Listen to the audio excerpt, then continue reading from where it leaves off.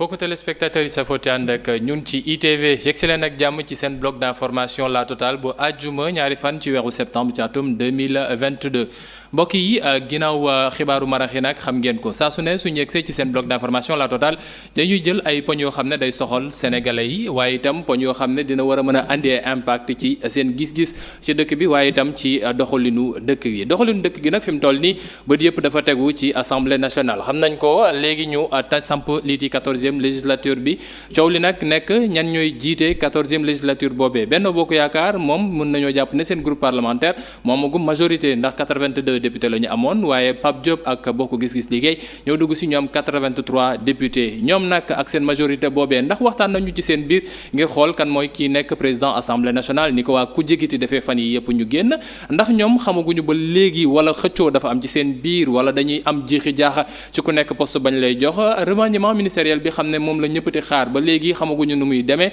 poste premier ministre bi xam ne itam président wax na ko juróom-ñetti weer ak léegi xamaguñu ko fay toog waaye itam mbirum ñetteelu mandat bi xam ne tàmbaliwaat nañ ko wax ginnaaw tey ji ba ñu tabbee kiiti Mamadou Badio Camara mu nekk njiiteel conseil constitutionnel loolu yëpp ay poñ loo xam ne tey dañu am mbégte dalal ci plateau bi kenn koo xam ne bokk na ci mouvance présidentielle bi nekk maire ca Djiddah Thiaroye Kaw waaye itam nekk njiital mouvement bi ñuy wooyee kaar neneen Mamadou Gueye ñu dalal ko ci plateau bi Mamadou ñu nuyu la bàyyi la nga nuyu waa Pikine waa Djiddah Thiaroye Kaw yi xam ne ñoom nga administré waaye itam képp koo xam ne moo ngi lay teewlu ci biir réew mi ak bitim réew.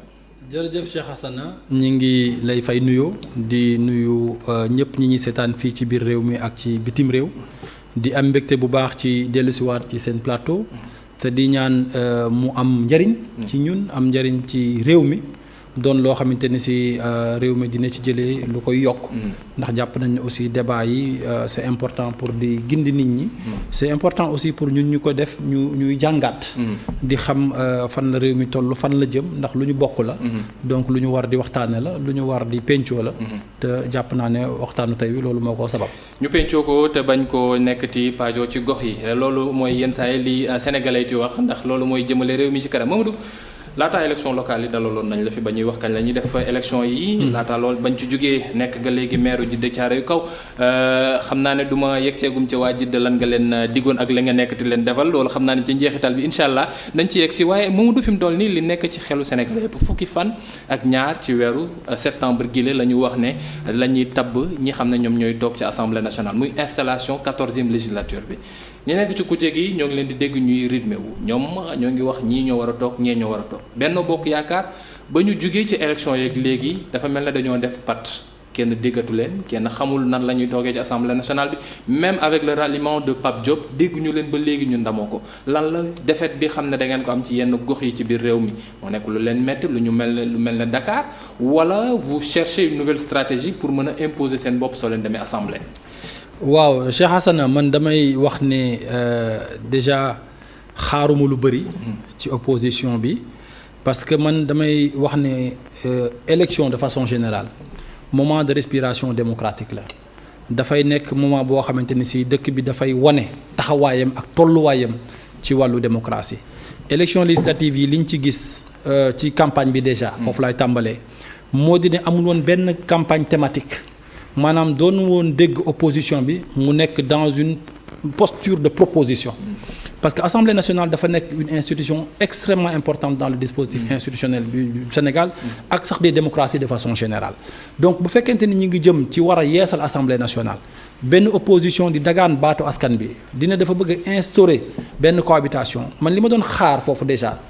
ci campagne bi moo doon ñu ñëw proposer ñu benn programme de gouvernance daal di ne kat yéen askanu Sénégal boo leen ñu falee dañu fiy jëlee PSE parce que baaxul ñun lii lañ leen nar a proposer loolu ñu war ko mën a càmbar xool ndaxam loolu nekk na benn programme de gouvernance bu fonk PSE bi nga xamante ni si président Macky Sall ak ñi mu àndal ñi ngi koy doxal mais déjà ci campagne bi liñ doon dégg ay waxu kasaw la ay ñafal ay waxu troisième mandat ay waxu góor jigéen tur boobu sax moo di ko tudd ak yu mel noonu te loolu avancé wul le débat démocratique donc ñi nga xamante ne si nag ñi ngay dagaani ji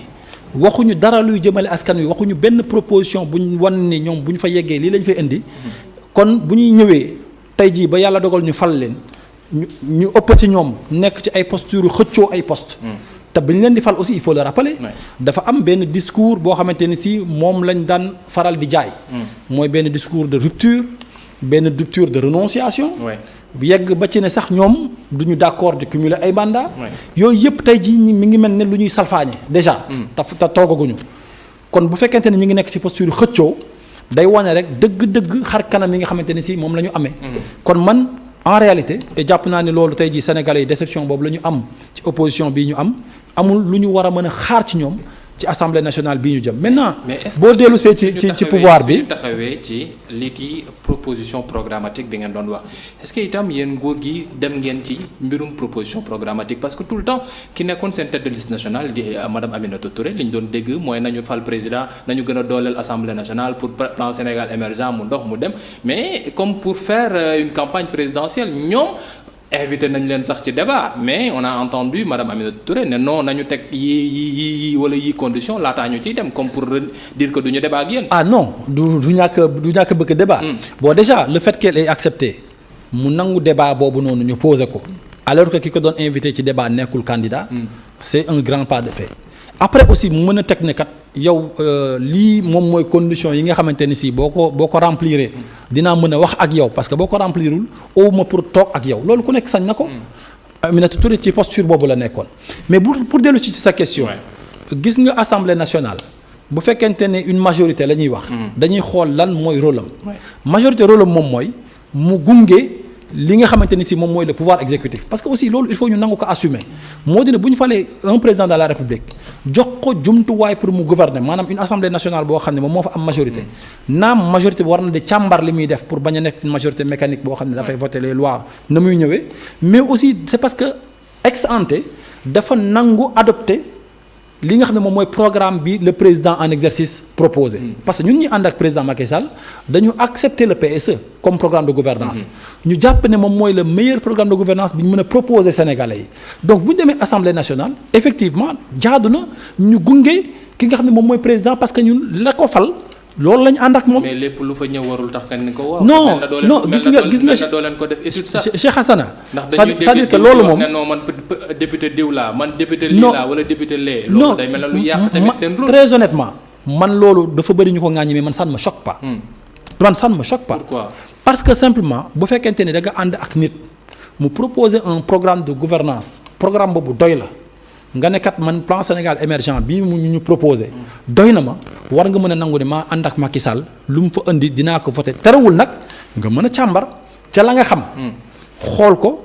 xool bu fekkente ne gis nga lu ñu ci war a setantal lu ñu ci war a génne wala lu ñu ci war a yokk nga def ko elo ça se fait dans les travaux de commission. et malheureusement ñu ëppoon ci ñuy ŋàññi kenn du leen gis travaux de commission yi. parce que travaux de commission c'est pas médiatisé kenn du leen génne ñu taxaw ci kii ak yooyu donc ñoom la ñuy xaar rek moom mooy les grands messes ñu ñëw taxaw wax ŋàññi wax loo xamante ni si xëy na day def buzz pour nekk sur les réseaux sociaux et cetera alors que assemblée nationale dañ leen fa yóbbu déjà pour ñu liggéey et liggéey bi ça se fait en commission commission yooyu nag ci la ñi nga xamante ni si ñoom ñoo nekk dans la majorité comme dans l'opposition di mën a indi seeni xalaat di mën a càmbar loi yi di dugg ci biir di xool ndaxam lii war nañ ko cee génne lii war nañ ko cee yokk nga dégg ay amendement diw wala ay amendement yoo xamante ni si proposé nañ ko pour yokk wala pour wàññi mais loolu bu fekkente ne yow nekkuloo ci travaux de commission yi mënoo cee xam dara et d'ailleurs malheureusement pour les Sénégalais ñi nga xamante ni si xëy na ñi ngi doon xaar ce débat contradictoire là ñi nga xam ne ñoom ñoo leen ko waroon defal taluñu ko woon ci jamono yi nga xamante ni ñu ngi leen di woo en commission ñi ngi nekkoon ci seen i mbiru bopp. mais est-ce que du quelquefois itam dañuy wax ne commission yi dafa mel ne luy partisan ndax yenn saa yi dañuy dégg ay commission d'enquête war nañ ko def non war nañu lijjanti lii ndax poñ bi nekk na lu ñu xaw a jaaxal bi ci mujj ci loi yi xam ne mujj nañ ko adopté muy lu jëm ci OGM yi xam ne ñëpp ñaawlu nañ ko ci àdduna bi Sénégal adopté ko ñu bëri nee nañu député yi c'est comme si dañ doon wax ne non ñun ñoo ngi génn suñu 13e législature le président andi nañ ko voté rek après 14e législature bi ñëw xool nu mu gérer est-ce que ce sont pas des choses yoo xam ne day décourager ñi nekk ci kujje gi en étant minoritaire ñuy wax ne non ñun duñu ñëw ci commission yi. non xam nga Cheikh Hassana wax ñu dégg la. dinañ ko adopté duñ ko adopté loolu sa sañ-sañ la loo xamante ni si la dañ la koo cërale. parce que askan wi la fal la ñuy xaar ci yow moom mooy lay sax xalaat ak li nga jàpp ne moom mooy li gën nga jooyal ko. dina jàll du jàll loolu beneen affaire la et encore tey jii bu fekkente ne yow am nga ay xalaat yoo xam nga jàpp nga ne moom mooy li gën parce que aussi assemblée nationale ña fa toog ay sénégalais lañu. il faut pas que nit ñi jàpp ne am na ñoo xam ne ñoom ñoo am le monopole du patriotisme loolu faaw mu génn ci bopp nit ñi il faut ñu génn ci cette vision manichéenne là ne man ku àndul ak man rek xamoo dara ku àndul ak man baaxoo ku àndul ak man corrompu nga ku àndul ak man sàcc nga nangam ak nangam loolu faaw ñu génne ko ci xelu sénégalais ñu am cette ouverture d'esprit là qui veut que ñu ñëpp ay sénégalais lañ kenn gën te bëgg sa morom réew mi te lépp loo xamante ni si luy gaañ la buy ñëw ci réew mi mais njiitu réew mi moom mooy njëkk a ne déet et loolu gis nañ ko d'ailleurs seen thème non OGM yi gis nga Cheikh Hassana àdduna dafay dox am foo xamante ni si foofu la àdduna toll tey toll fa woon ay at ci ginnaaw am ay défis yoo xamante ni si foofu lañ jëm le défi de la sécurité alimentaire benn défi la boo xamante ni si mi ngi interpeller le monde ci prochaine décennie yii ñu jëm donc mais nag day gën a di tar donc loolu bu fekkente ne anticiper wuñ ko léegi jéem a xool nan la ñuy fexe ba yaatal suñu agriculture fexe ba li nga xamante ni si mooy suñu culture ñu yokk ko bu baax a baax a baax fexe ba le défi de la sécurité alimentaire ñu régler ko et pourquoi pas ci yenn domaines yi ñu régler ci le défi de l'autosuffisance alimentaire mais su boobaa adduna bi daf ñuy romb et d'ailleurs gis nañ ko ci Covid bi ba tey jii nii gis nga yenn dëkk yi ne ñoom dañuy restreindre seen exportation ci yenn produits yi donc ñun bu fekkente ne anticiper wuñu loolu fexe wuñu ba suñu agriculture mën a régler ces questions là mais ñun dañuy des ginnaaw te su boobaa lu gën a grave mooy am moo di ñu war a dundal suñu njaboot te duñ ko mën. mais bon loolu nag anticipation la boo xamante ni si dafa laaj xóotal. mais loolu affaire OGM moom gëm naa ne ñu duñ ci gaaw a juboo ndax quand même prendre des choses yoo xam ne dañ koy modifier après ñu gis feebar yu muy andi ci bitim réew ñu ñëw adopté ko fii au niveau national c'est comme si on donnait le bâton pour se faire battre. non xam nga aussi war nañ ko xoolaat balaa ñu koy def. non Cheikh Hassana dafa am ay questions gis nga dafa am ay questions yoo xamante ne si dinañ ci dellu si waat. incha allah mais damaa jàpp ne. am na ci lu ci nekk. ñoo xam ne ñoom ñoo ko gën a xam. ñoo ko xarañ. ñoom ñoo ci xarañ jàng ko mokkal ko am ci xam-xam yenn saa yi ñu nekk ci ay spécialistes yu pointu. man ma gëm ne ñooñu noonu sénégalais yi nga xamante ne si ñoom ñooy spécialisé wu ci domaine yooyu. gënuma leen a bëgg Sénégal gënuma leen a bëgg sénégalais yi. seenu njaboot nekk fi comme sama njaboot ñu am ci xalaat comme man ni ma ci mën a amee xalaat. am ci nag benn xarañte boo xam ne man aw ba ko. donc te ce qu'il faut pas oublier. moo di ne assemblée nationale en général balaa ñu fay yóbbu benn proposition de loi dafa am lu koy jiitu moo di ne ministère bi nga xamante ne si moom mooy porter loolu dafa am ay techniciens ci ministère boobu noonu am ñoo xamante ne si yenn saa yi bu fekkente ne amuñu yenn expertise yi au niveau du ministère même ñu mën a dem wuti ko soit à l'université wala ci yeneen compétence de sénégalais ñoo xam ne dañ leen di jël ñu defal leen ay études très approfondies loolu nag xëy na du nekk loo xamante ni si dina nekk sur la place publique. pour que man Mamadou Gueye wala yow Cheikh Hassana nga mën ci am profondeur bi nga xamante ni si le député sax ba fa nekk à l'Assemblée nationale am na ko ci. donc loolu man vraiment damay bëgg. ñu am ci. rafet ci njort. ci ñi nga xam ne ñoom lañu dénk xam ne gënuñu leen a bëgg réew mi. te duñu def loo xamante ni si day këpp war ci suñu. bon restons dubitatifs pour le moment ba xam mbir yi fu muy mujjee mais Gueye ba léegi ci li ma bëgg a xam Gueye lu tax. groupe parlementaire Benno Bokk Yaakaar kenn xamagul kan la ñuy wax ne moom muy nekk présidence kan ngeen di jiital kenn xamul ndax Amadou Ba la kenn xamul ndax Mimi Touré la Aminata Touré kenn xamul ndax Abdoulaye Diouf Sarr kenn xamul pourquoi ça alors que ne président daje na ak ñoom waxtaan ak yéen ci biir palais présidentiel ba pare. mais ba léegi kenn mënu koo wax déggoo daa amul ci biir wala. première chose mooy ce dont je me félicite. mooy ñi ngi fi tudd ñëpp ay kàngam lañu. ay borom xam-xam lañu. yu am ay lijaasa yu kawe yu ñëpp xam et c'est une chance que dans un groupe parlementaire ñu mën a am autant de compétences yu mën a aspirer ci position yu mel noonu beneen bi nga xamante ni si nag moom laay wax moom moo di ne kuréel goo gis kilifteef daf cee baax c'est pas pour rien suñu borom digal ñu bu ñu doonee mbooloo doonte ñett lañu mu ne na am kenn ku jiitu donc ñun am nañu njiit te suñu njiit doyloo nañu ko xelam doy nañu xalaatam ak xarañteem ci wàllu politique xam nañ fa mu toll donc ñun duñu fi nekk di cëppi ndaxte nag. bërigo bu deful dara non xam nga lajj ci local yi. non local yi lajuñu ci. parce que non dinaa ci ngeen doon xëccoo li ci ëpp solo jëloo leen. non am na ci ay villes. yoo xamante ni si on les a perdu bëriwul les villes qu'on a perdu am na ci ay villes yoo xamante ni si yorewuñ ko woon. doon ko wuti ji amuñu ko. am na ci ay villes yoo xamante ne si amuñu ko woon te jël nañ ko. kon foofu mënuñu parler de perte. Également au niveau des législatives dëgg la am nañu on a perdu du terrain. wax dëgg yàlla ku amoon 125 députés nga dem ba am 82. dëgg-dëgg am na dellu ginnaaw bu wér. mais terewul ba tey ji on a une majorité qui nous permet de gouverner. donc loolu dëgg la dinañ ko jàngat nag. parce que duñ ci satisfaire. man de personnellement ça ne me satisfait pas. et jàpp naa ne aussi président am na benn niveau d'exigence boo xamante ni si ak aussi li mu def ci réew mi mu tax ba ñu waroon ko joxaat une majorité très confortable war na mën a di questionner waat et je sais que il le fait donc bu loolu weesoo nag. mais duñ fi nekk di morfondre. dañuy avancer. mais avancée bi mooy fixé nañu une date pour l'installation de l'Assemblée nationale buñ ca yeggee dinañ gis ne on va installer une assemblée en tout cas ñun ci suñu boor. boo xam ne ña fa nekk dinañ ci ànd ca lañ ci taxawal te duñ ci dégg benn coow duñ ci dégg kenn kuy bët wala kenn kuy jaar fii naan bëgg naa keneen ki naan ko li nga bëgg a yooyoo wax maa la gën a yeyoo. te tey jii loolu lañ commencé gis ci opposition bi. loolu amul ci seen biir. parce que non mënut a am ci suñu biir Aminata Touré ba mu fi génnee. ñu bari dégg nañu loolu yéen journaliste Cheikh Assane yéen a koy wax ah. dégg nañ fi Amadou Ba ba ñuy wax. ñun leen musul gagné élection. non dégg nañu ñuy wax Abdoulaye Diouf Sarr ñu ne bañ ko tegee mairie Dakar daa Cheikh Assane loolu ba tey yéen journalistes yi yéenay def seen spéculation. bon donc ci biir Benno Bokk Yaakaar. biir Benno Bokk Yaakaar xam ne muy seen 83 suñ ci boolee Pape Diop. amul kenn koo xam ne taxaw na non man du ma ànd ak diw. non mënut a am parce que simplement dañoo bokk kuréel bokk suñuy got. jël suñu kàddu jébbal ko kenn. kooku nag ñàkkul dina ci waxtaan ak ñam ci war a waxtaanal. honnêtement c'est un processus boo xamante ni si lu ma ci wax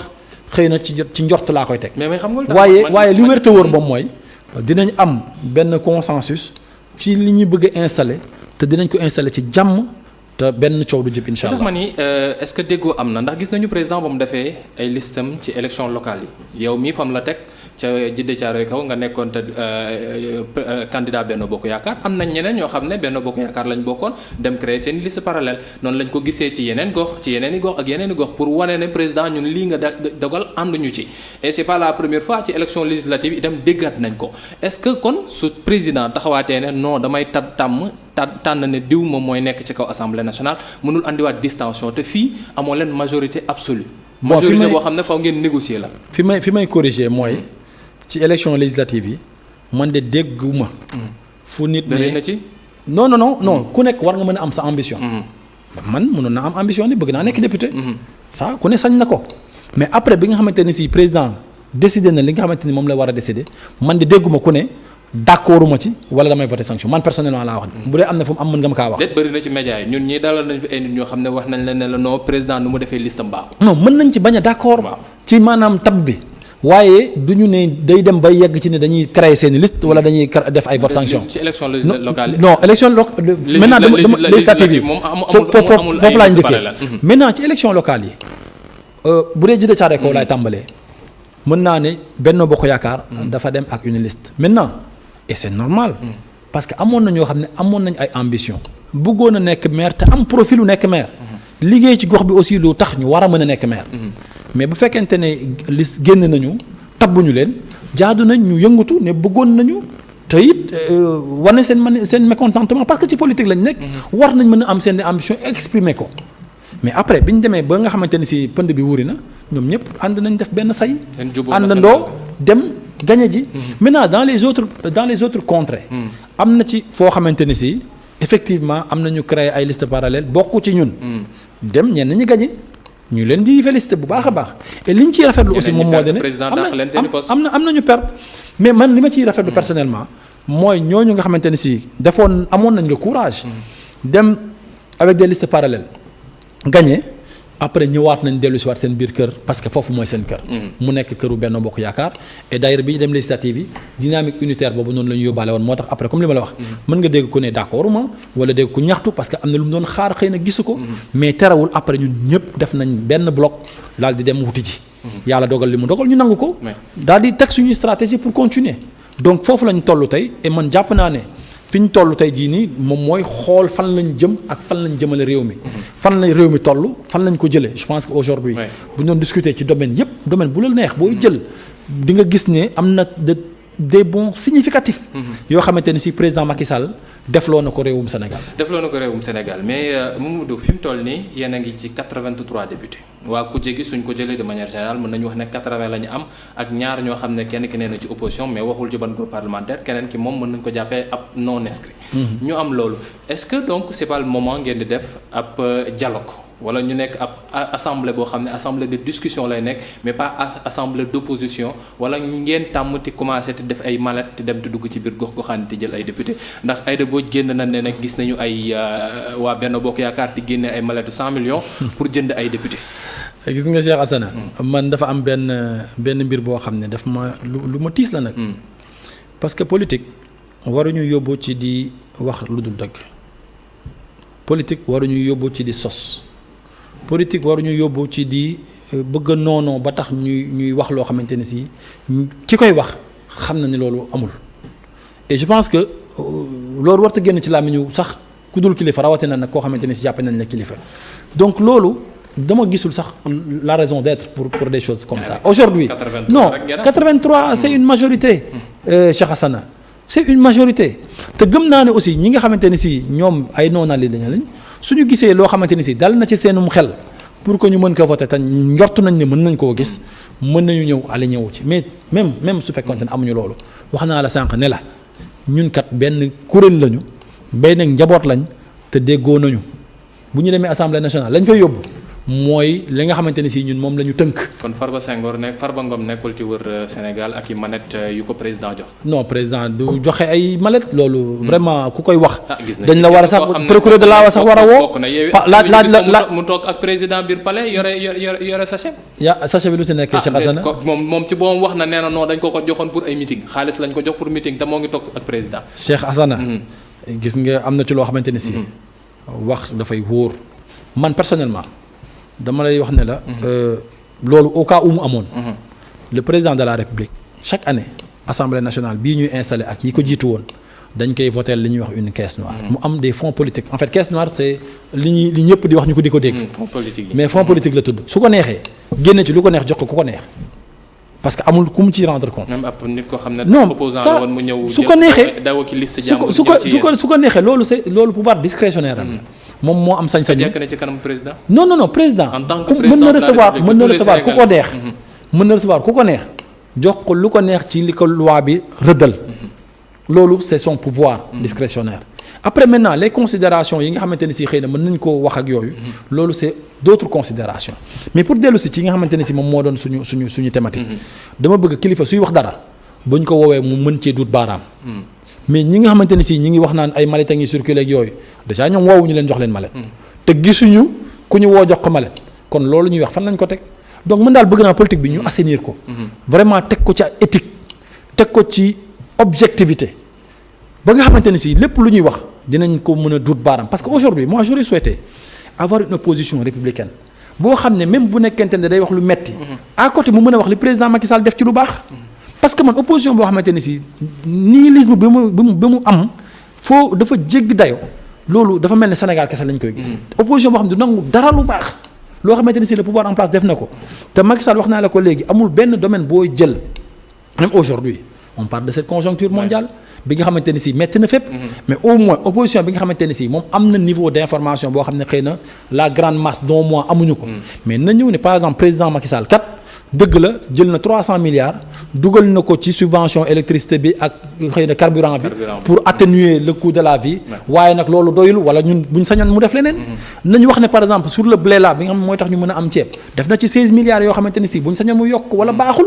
yooyu yëpp xëy na ay débat la yoo xam ne war nañ ko di ko mën a poser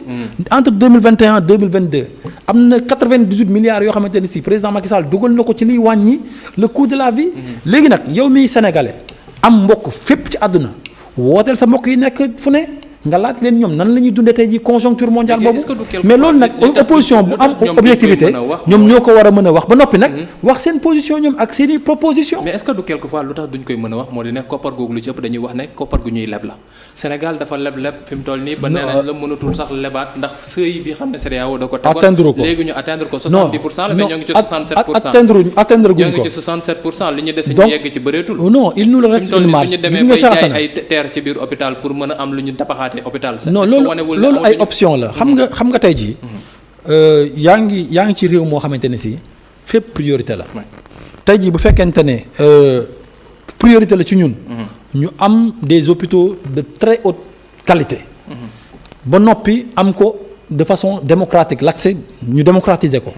faaw ñu wut ay options yoo xamante ne si mooy permettre ñu mën a yaxanal suñu gafaka. ndaxte nag gafaka gi yaatuwul trop bu ñu ko comparer ak li nga xam ne mooy suñuy besoin. donc aujourd'hui le président Macky Sall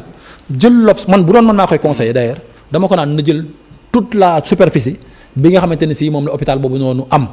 mu jox ko benn promoteur mu dem ci banlieue bi tabax foofu noonu benn hôpital boo xamante ni si danaan booy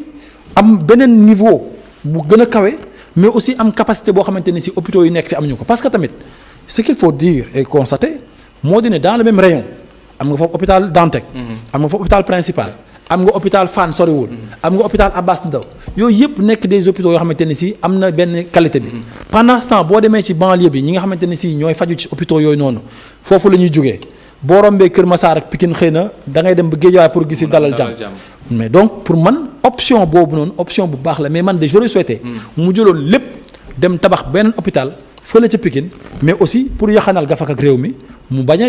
jël ci loo xamante ni si mën na tabax ay école parce que école yi liñ ci soxla ba tey atteindre guñu ko. ñoo ngi ci ay abri provisoire mais nag da ngay xool ñaata abri provisoire lañ amoon en 2012 ñaata ñoo yokk ci population yi ak ñaata abri provisoire lañ taxawal tey. nga xool ñaata école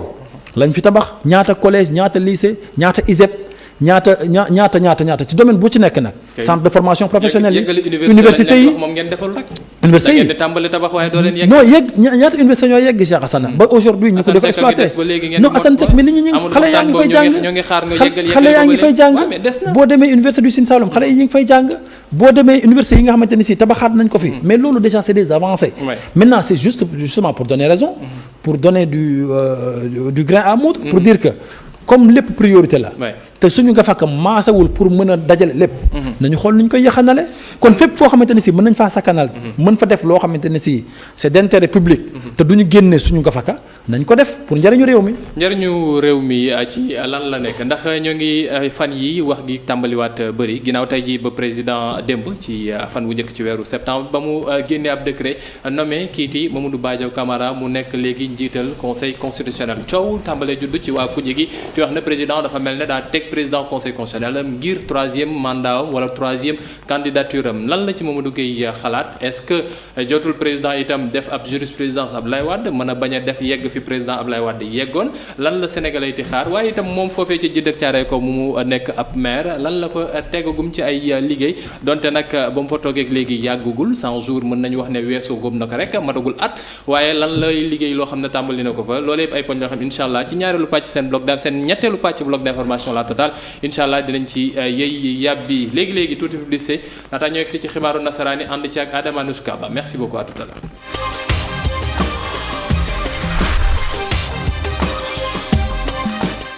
sant ko baax gërëm ko moom Adama Nuska Ba mi xam ne moom moo nekkoon ci xibaar yi ci kàllaamay nasaraan 19:45 mbokk yi ñu yegg si ci mujjanteelu pàcc seen bloc d'information la totale ñu ma leen ko xamale ñu am mbégte tey dalal ci plateau bi Mamadou Gueye nekk maire Djiddah Thiaroye Kaw nekk itam njiital mouvement Kaar Leneen waaye itam bokk ci mouvement ci coalition présidentielle Benno Bokk Yaakaar alors Gueye tey jii président démb ci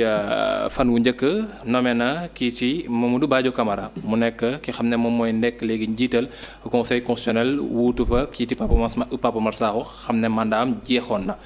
président teg fa koo xam ne ñu bëri ñoo ngi tàmbali di wax ne daa mel ne dafa teg ki ko war a jàppale ci projet troisième candidature déjà projet troisième candidature boobee est-ce que yéen au niveau de Benno Bokk Yaakaar vous l'avalisez? bon déjà Cheikh Hassana da ngay may jéggal rek. jëlu si tuuti ci présentation bi pour wax ne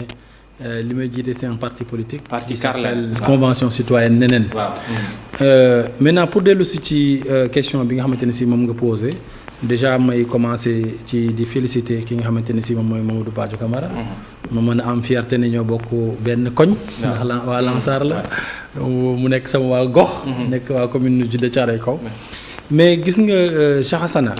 dafa am loo xamante ne si nañu ko bàyyee ak ñi ko moom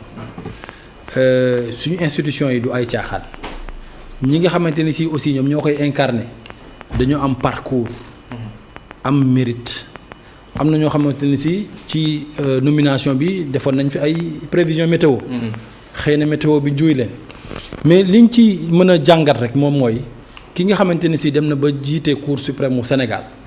la suite logique moom mooy war na mën a jiite suñu cour institutionnel loolu constitutionnel loolu yaakaar naa ni lu xel nangu la mais fi nga xamante ni si man fa laay gën a àddoo mooy am na loo xam ne président de la république moo ko moom nañ ko bàyyeel moom mooy moo am pouvoir discrétionnaire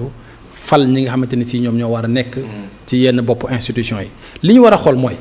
ndax kañu fal am na profil emploi bi est-ce que ki ñu fal njàngam may na ko ko est-ce que parcours am may na ko ko te ñaar yooyu yëpp boo ci poser comme question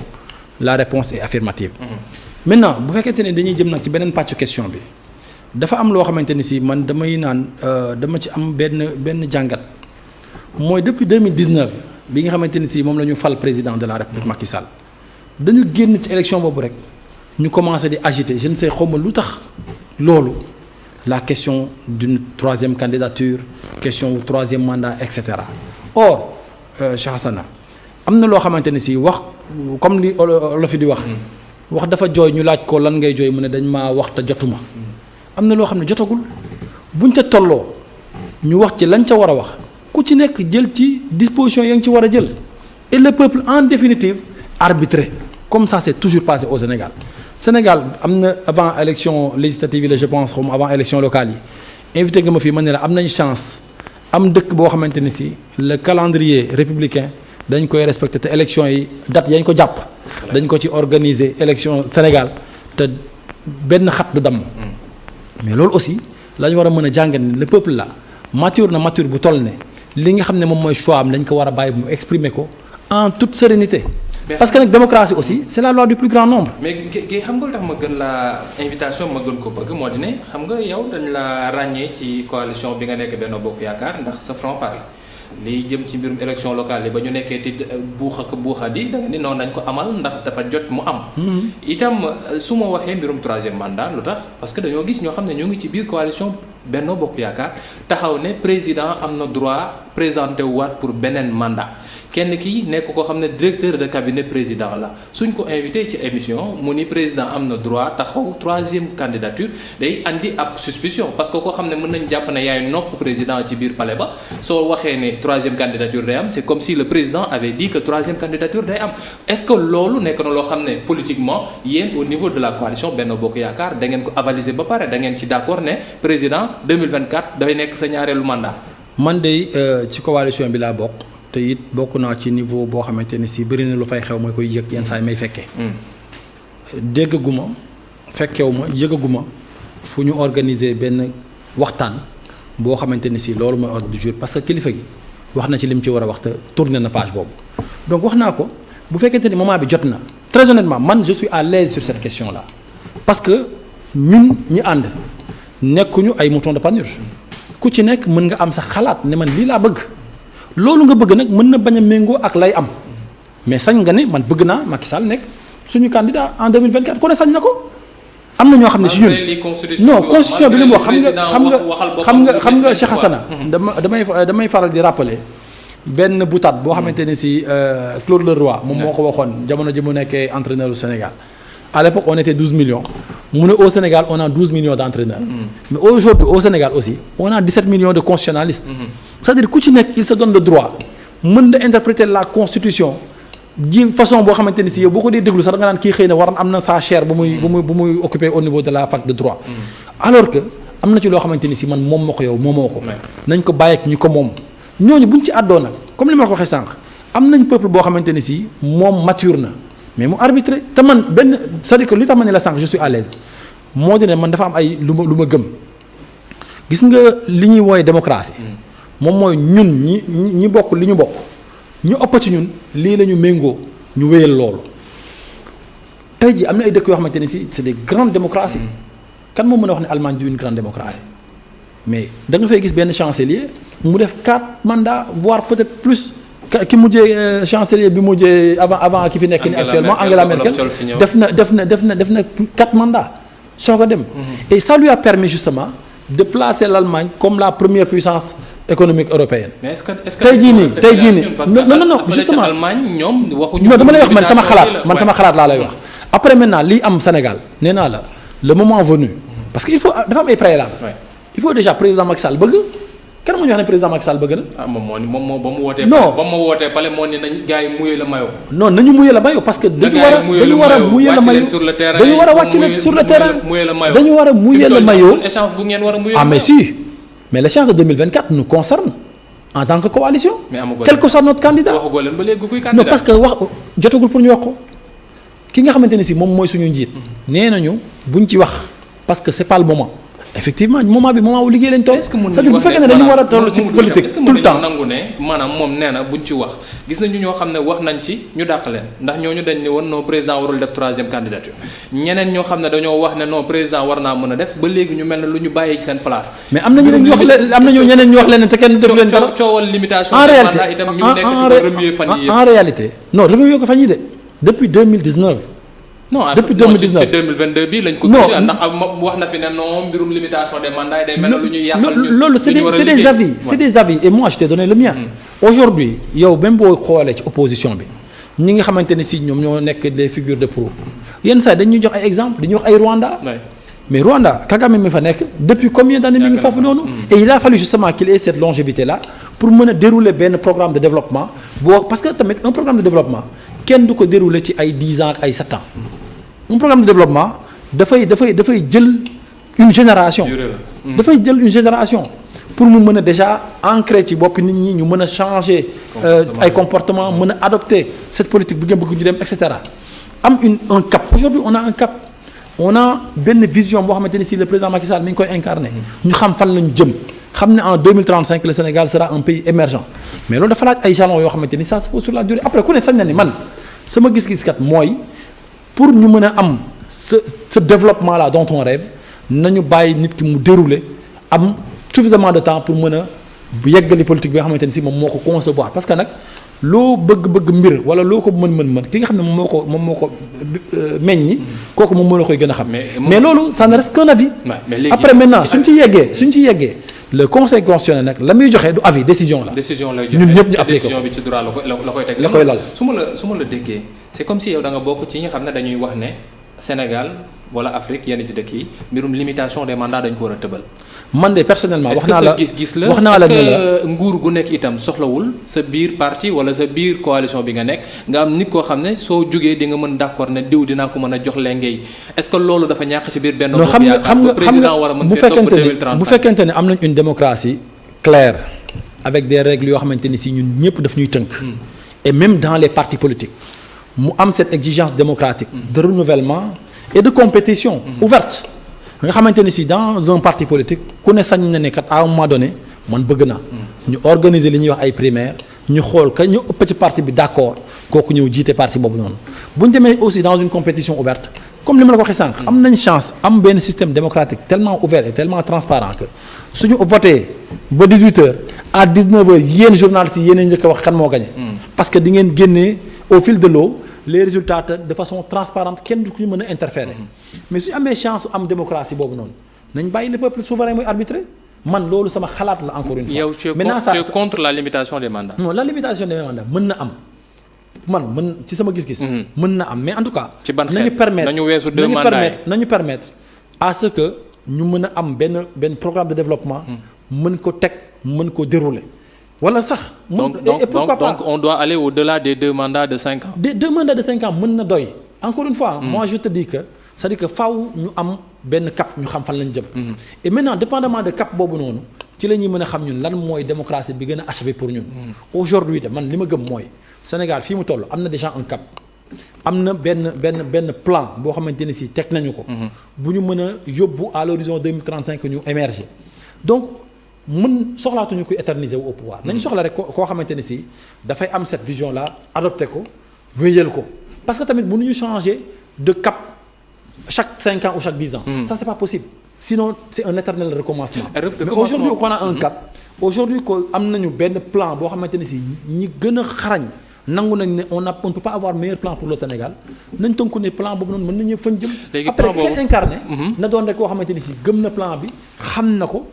imprégné wu na si suffisamment pour mën ko yóbbu fa nga xamante ni foofu lañ ko jël. mais pour ñu yegg foofu noonu dégg naa la nga ni limite on veut pas de quelqu'un qui s'éternise au pouvoir loolu leer na nañ mbirum droit nañ ko bàyyi ak waa conseil constitutionnel bés ba dinañu wax lu leer mais est-ce que au niveau de Benno Bokk Yaakaar du woon itam li gën ngeen wut un numéro 2 wala quelqu'un d'autre boo xam ne su président jógee dañuy wax ne idéologie bi peut-être dinañu xeex pour diw wéyal ko mais c'est quelque chose que vous avez pas réussi à faire parce que ba léegi xamuñu kan mooy numéro 2 Benno Bokk Yaakaar APR j'en parle pas conférence des leaders rek la ñuy dégg Benno Bokk Yaakaar quelquefois ñu génnati wax. Et pourquoi on le ferait Hassana actuellement? Pourquoi vous le feriez pas? Pourquoi on le ferait actuellement? Non, la question dama bëgg mu yegg. C'est pourquoi on le ferait actuellement. Aujourd'hui, on va vers une compétition. boo xamante ne si de boo ma laajee sama xalaat man personnellement man Mamadou Gueye. mën naa la ne sama candidat man Mamadou Gueye Macky Sall la. kon yow Mamadou Gueye man Mamadou Gueye sama candidat Macky Sall la. Macky Sall nga bëgg mu toog 2024 moom laa bëgg.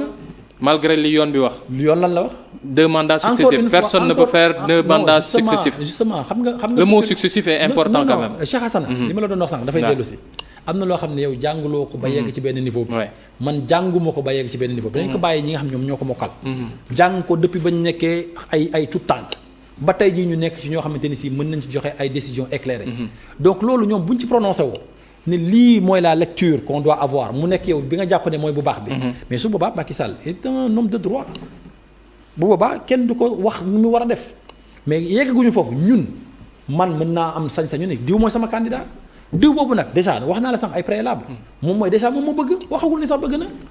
mën na am bëggul. kon yow Mamadou Gueye fi mu toll nii su ma la déggee yow président de la République soo sañoon moom mooy ki xam ne moom mooy toogaat pour xëccoo 2024. loolu mooy sama position man te bu ma sañoon moom mooy nekk suñu mbër.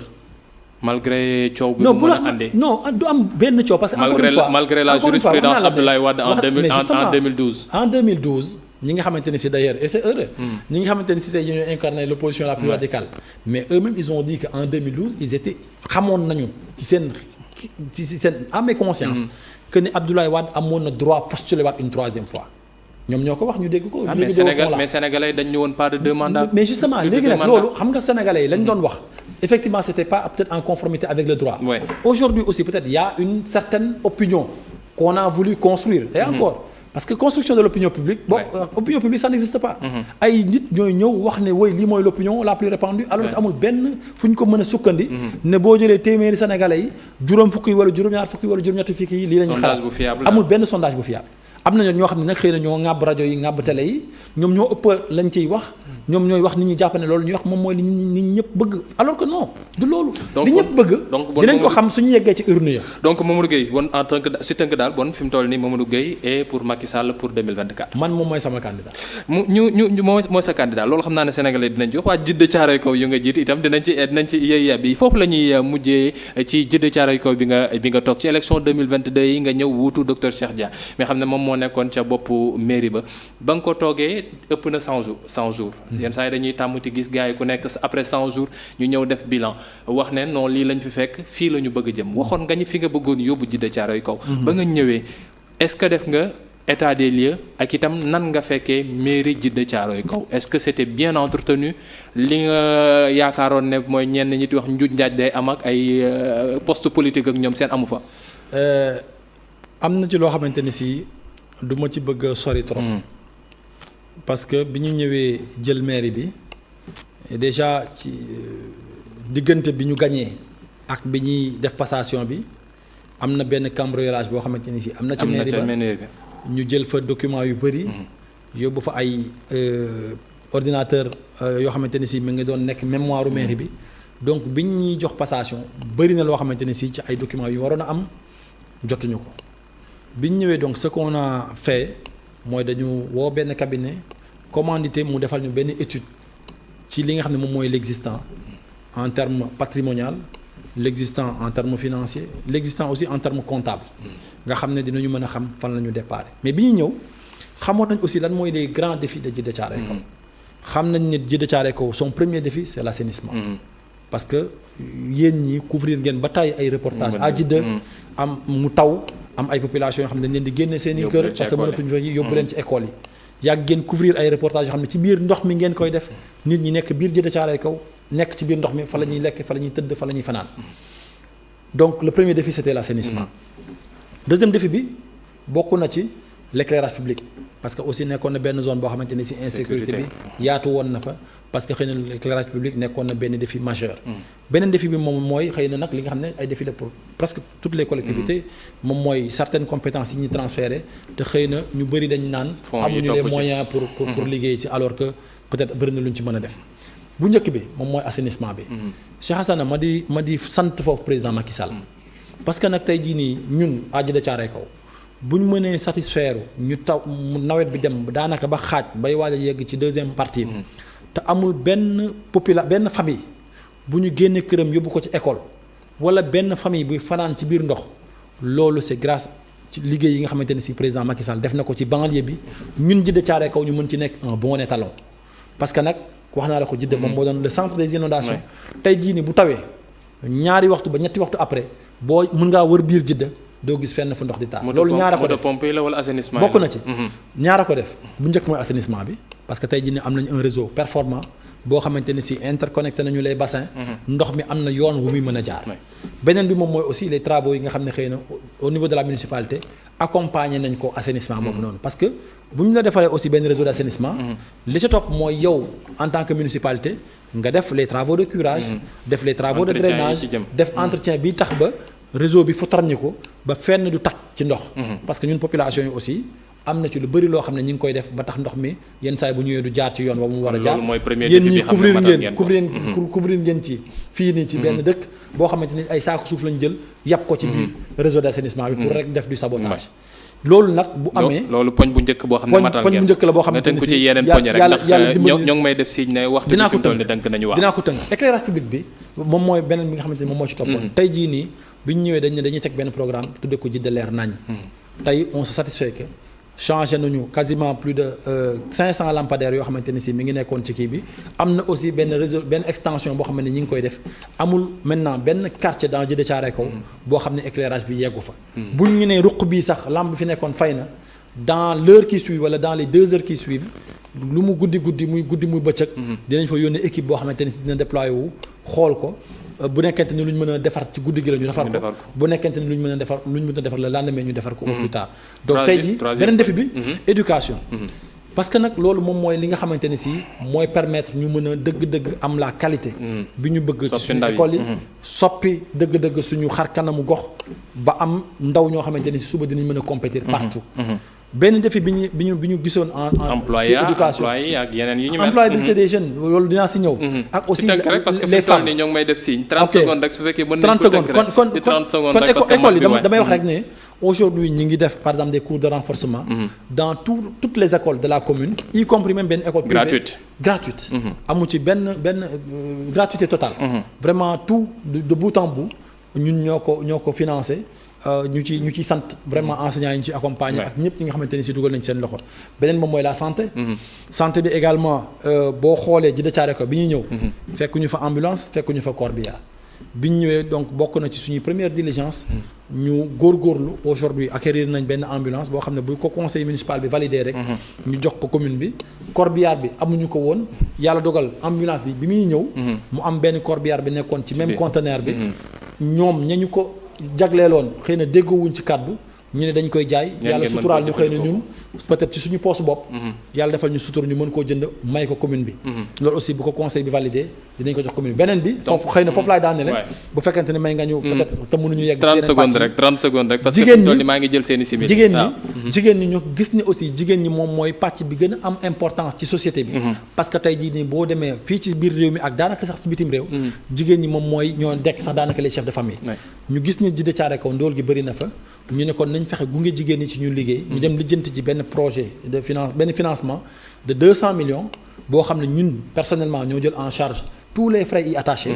frais agio yeeg frais même les mbirum banque yeeg yëpp li nekk ci ginnaaw daal waaw lépp li nga xamante ne si mu ngi nekk ci ginnaaw